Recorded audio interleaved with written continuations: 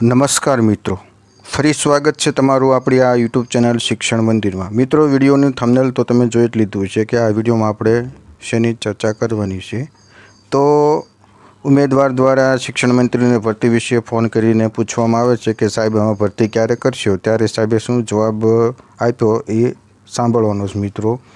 તો મિત્રો, 1 સપ્ટેમ્બરે 11/12ની જાહેરાત આપવાનું સરકારે કહેલું, પણ 1 સપ્ટેમ્બર વહી ગઈ એટલે સ્વાભાવિક રીતે ટેટાટ ભાવિ શિક્ષકો દ્વારા એ પ્રશ્નનું મૂંઝવણ તો થાય કે હવે ક્યારે ભરતી કરશે। તો તેમણે શિક્ષણ મંત્રી કુબેરભાઈ ડિંડોરને કોલ કરેલો અને પૂછવામાં આવ્યું કે સાહેબ આમાં ભરતી કાંઈક ન્યૂઝ આપો। ત્યારે સાહેબે જે જવાબ આપેલો એ આપણે હવે સાંભળવાનું મિત્રો।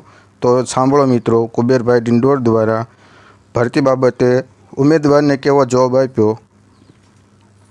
શું થયું? કઈ આવી નહીં? થઈ જશે, થશે પણ ક્યારે સર? હવે તો આતુરતાનો અંત આવ્યો અમારો થશે સર, કઈક કરો હવે, નકા ટોપ।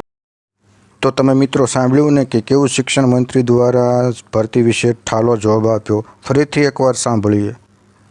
શું થયું? કઈ આવી નહીં? થઈ જશે, થશે પણ ક્યારે સર? હવે તો આતુરતાનો અંત આવ્યો અમારો થશે સર, કઈક કરો હવે, નકા ટોપ। અરે સાહેબ, ઉમેદવારનો તો હવે આતુરતાનો અંત આવી ગયો છે, પણ હવે ભરતી કરવાનો સરકારનો ક્યારે અંત આવશે એ કહો ને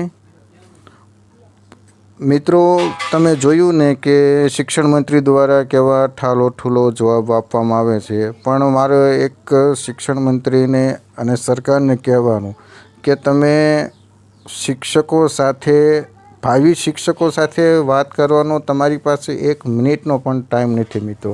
આનાથી મોટી નબળાઈ સરકારની બીજી શું હોઈ શકે। તો સરકારને ભરતી કરવાની જરા પણ રસ નથી મિત્રો। તો હવે આગળ આપણે આ ભરતી લાવવા માટે આંદોલન તો કરવું જ પડશે, તો જ આ સરકાર જાગશે। જય હિન્દ, જય ભારત।